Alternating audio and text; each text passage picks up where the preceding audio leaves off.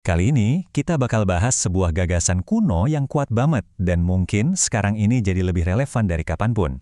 Namanya kepekaan tragis. Ini tuh semacam pola pikir yang pernah membangun peradaban besar.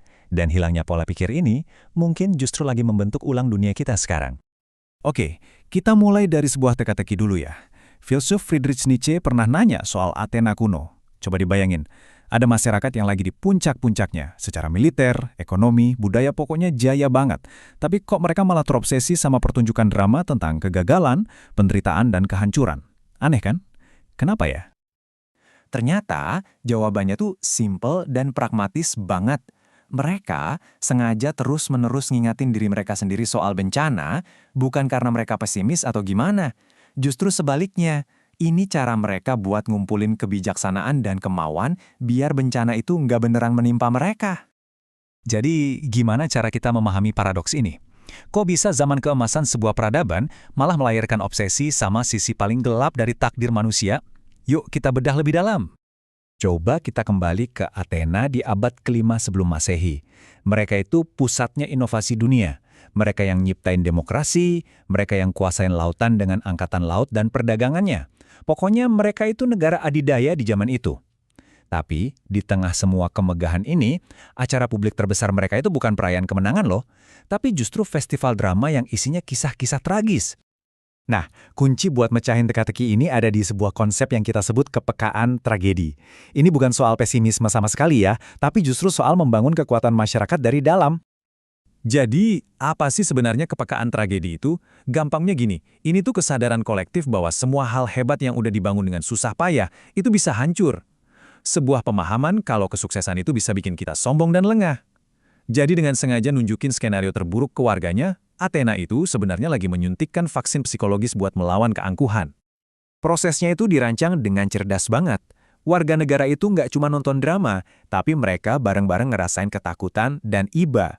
Kata Aristoteles, ini tuh menghasilkan katarsis, semacam pemurnian emosi yang ngasih pencerahan baru. Tujuannya apa? Biar setelah mereka keluar dari teater, mereka jadi terdorong buat bertindak, berkorban, dan ngambil keputusan yang bijak supaya tragedi itu nggak kejadian di dunia nyata. Dan ternyata, ide ini nggak cuma buat orang zaman dulu aja loh. Ratusan tahun kemudian, George Marshall, arsitek di balik rencana pemulihan Eropa setelah Perang Dunia Kedua, ngomongin hal yang sama persis. Dia paham betul, kalau mau membangun perdamaian yang awet, para pemimpin itu harus ngerti dulu sedalam apa perdamaian itu bisa hilang. Nah, ini yang membawa kita ke perbandingan sejarah yang paling nyata.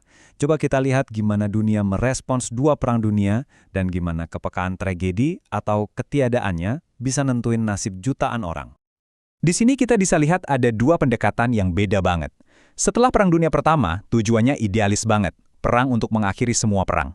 Para pemimpin saat itu percaya kalau kekuatan moral aja udah cukup buat gantiin politik kekuasaan. Nah, sebaliknya, setelah Perang Dunia Kedua, generasi pemimpin yang dihantui kegagalan sebelumnya, mereka jauh lebih pragmatis. Mereka terima kalau politik kekuasaan itu nyata, dan mereka bangun institusi kuat kayak NATO dan rencana Marshall buat mengelolanya. Dan hasilnya, upaya buat lari dari kenyataan tragis politik internasional setelah Perang Dunia Pertama itu malah jadi bumerang. Rasa takut akan konflik baru justru bikin negara-negara demokrasi jadi lumpuh.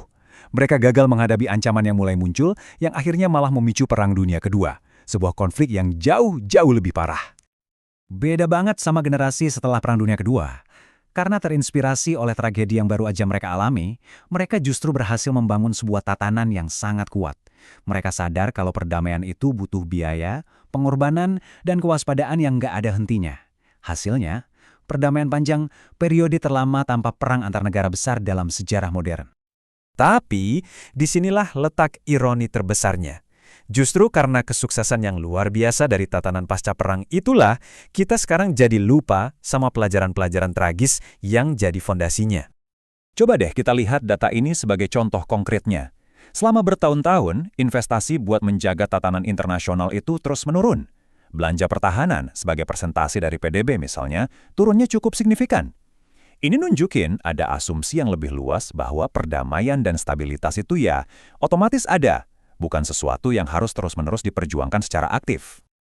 Ya, bisa dibilang kita ini korban dari kesuksesan kita sendiri. Setelah puluhan tahun hidup di dunia yang relatif stabil, kita jadi lupa kalau dunia ini bisa jadi tempat yang sangat berbeda. Tempat di mana perang antar negara besar itu hal yang biasa. kita jadi kehilangan imajinasi untuk membayangkan tragedi yang sesungguhnya. Dan yang bikin ngeri, kelupaan ini datang di saat yang paling berbahaya. Tepat ketika kepekaan tragis kita lagi ada di titik terendah, ancaman-ancaman baru justru mulai bermunculan di depan mata. Mantan Direktur Intelijen Nasional AS, James Clapper, bahkan menggambarkannya sebagai litani malapetaka. Maksudnya, kita ini nggak lagi menghadapi satu ancaman aja, tapi serangkaian bahaya yang saling terkait. Persaingan antar negara besar hidup lagi, otoritarianisme bangkit di mana-mana, dan ideologi kembali jadi medan pertempuran. Kita lihat aja, kekuatan-kekuatan besar seperti Tiongkok, Rusia, dan Iran itu secara aktif menantang tatanan yang ada sekarang. Masing-masing punya tujuan yang sama, mengubah aturan main demi keuntungan mereka sendiri. Ini jelas bukan lagi dunia yang damai pasca Perang Dingin yang pernah kita bayangkan. Nah, kutipan dari sejarawan Paul Fussell ini benar-benar menangkap inti dari pelajaran tragedi. Kesalahan terbesar yang bisa kita buat adalah meremehkan potensi bencana. Sejarah itu udah berkali-kali nunjukin kalau konflik sampai meletus, hampir selalu hasilnya lebih buruk, lebih lama, dan lebih merusak daripada yang dibayangkan siapapun di awalnya. Ini membawa kita ke pertanyaan terakhir yang sangat penting. Orang Athena kuno sengaja berhadapan dengan tragedi buat menjaga peradaban mereka. Generasi pasca Perang Dunia Kedua melakukan hal yang sama untuk membangun perdamaian. Pertanyaannya sekarang untuk kita semua, akankah kita mengingat pelajaran itu tepat pada waktunya? Atau apakah kita harus merasakan kembali tragedi itu dengan cara yang sulit untuk bisa benar-benar memahaminya?